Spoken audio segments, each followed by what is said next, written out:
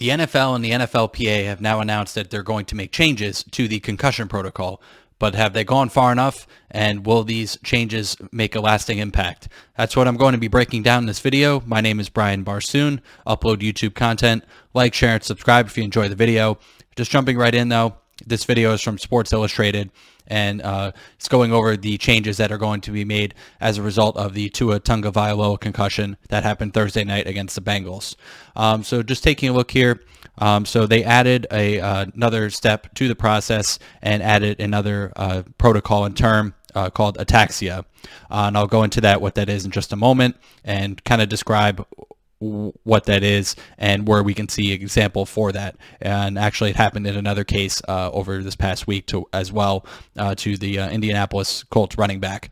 But just looking at the article here, the new protocol will include the term ataxia as part of the mandatory no-go symptoms. So once they have these symptoms, they're automatically taken out of the game, not to return. Before, it was up to the doctors or medical professionals' discretion as to whether they were able to be allowed back in the game, and that's what happened with TAGOVAILOA. They called it a back and ankle injury that he aggravated, and they didn't feel that he was a concussion, so they allowed him back in the game. Obviously, hindsight now, we could see that he did have a concussion. He slammed the back of his head onto the ground pretty hard, and then was kind of wobbling, and that's what the part ataxia comes from. So just for a definition, so you know, ataxia, it's a noun: loss of the ability to coordinate muscular movement, irregularity in the functions of the body, or in the course of a disease, disorder, irregularity. So pretty much, if I can make an analogy, if you ever watched a boxing match and you see the guy, he's trying to get up, and he's kind of can't get his feet under him, and he's looking at the ref, and the ref's making sure he's okay. That's one example of it. But just showing the injury here, I'm just going to show briefly the part where he experiences the ataxia symptoms. This is the first concussion during the Miami-Buffalo game. So he'd already gotten hit. He's getting back up now. He's right here. And you'll see him try to walk back into the huddle. And then from here, you can see stumbles. So stumbles right back down, and then he can't control his functions. So I'll rewind that quickly here so you can see. So now he's getting back up, and then he stumbles, can't get his feet under him. So that's what ataxia is. When you think everything's normal, it's more of a neurological thing, and you just drop back down and you can't recover. So that's describing it, what it is. So that's why they went ahead and made these changes now, because it also happened in the Indianapolis Colts to their running back. I believe his last name is Hines. Correct me in the comments. But he displayed similar symptoms. He tried to run back into the huddle, and therefore he had ataxia symptoms, and he stumbled, couldn't get his feet under him. Luckily, they had enough wherewithal to grab him and just take him off after that. Obviously, from everything that happened with the TAGOVAILOA, everyone's being more aware and cognizant of it, so that also helped as well. But that was another example of that too. If you want, you can go look that up too and see. And then also in the game earlier today, Teddy Bridgewater got hit and got taken out. Now, he didn't show any of those symptoms, but he also went under concussion protocol and was taken out for the rest of the game. And now they're on their third string quarterback. So now TAGOVAILOA and Bridgewater are out. There's no update as to when TAGOVAILOA will come back. He could come back next week, as early as next week, but it still remains to be determined at the making of this video. So just it's a good change, but I don't think it's going far enough in terms of helping the players. But I still think there should be more repercussions for the NFL. Apparently, they're claiming they followed all the protocols, and that was not intended for this to be popping up in when they initially drafted it in 2013. So I guess they didn't think this would happen. Obviously, this has been around. It's not like a brand new term, this ataxia. So I guess they just, it's good that they made it a no-go symptom now. It's mandatory. If you show these symptoms, you're done.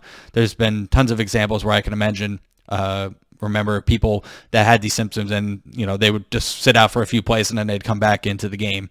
So that's a good step in the direction. I think there should be more punishment though for both the Dolphins organization and the NFL for even allowing this to occur, because then the second concussion wouldn't have happened as a result of this. So just to break down, Tom Pelissero tweeted this out, and this is part of the changes that are going on here. I'm not going to read all of this, but now you can see under the no-go symptoms, LOC is a loss of consciousness, ataxia, confusion, amnesia. If they have any of these, they're out. So during above checklist, if player demonstrates progressive worsening concussion symptoms, no return to play. So, obviously if it's normal, then you can go back. If normal sideline survey and benign video, player may return to play. So, it is, first they'll check them on the sidelines, then they'll go back into the locker room, do an examination. But you can see all the different steps. So it's good that they added this in there, but just going back to the previous statement I made earlier, I think the Dolphins should have some repercussion. I mean, I had argued in a previous video that fines weren't enough and draft picks should be lost. I still stand with that. I think they, obviously, I think they knew what they were doing. They were obfuscating the rule and just saying, oh, we'll just call it a back injury, and then, he can come back into the game when, it's very clear that he hit his head.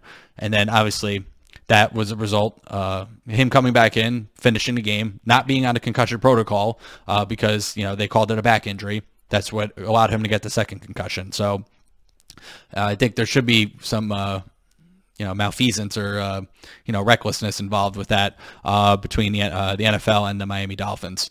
And how many other cases have gone unnoticed? This only got noticed because it was the quarterback of a young up and coming quarterback. How many times did this happen on the practice squad or to defensive or offensive linemen who don't get the spotlight? I'm sure it's happened a lot, and it just doesn't get the play or the notoriety, so to speak, that this story did. And now that it's on top of mind, everyone's thinking about it now. So at least for the rest of this season, people will have it in the back of their head, no pun intended there, to, see what's going on and to be more aware of it. But I'm thinking more down the line as seasons go on. So I think they should implement a rule as well that if a team violates this protocol and they allow him back on the field, that they should be fined, 7 figures and loss of draft picks. So even if it doesn't happen now, if they somehow, Miami gets away with it and they just become the poster child for this, I think they should implement a rule saying that they should lose draft picks if they are to break the rules in this aspect, because now you're dealing with people's lives. So just wanted to cover this update with the NFL and the NFLPA with the this new ataxia term, and now it's being implemented into the concussion protocols. But that's going to do it for this video.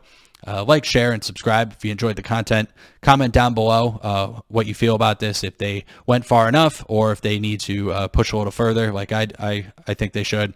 And if you're subscribed, and if really appreciate it if you hit that notification bell and subscribe to the channel if you like my content.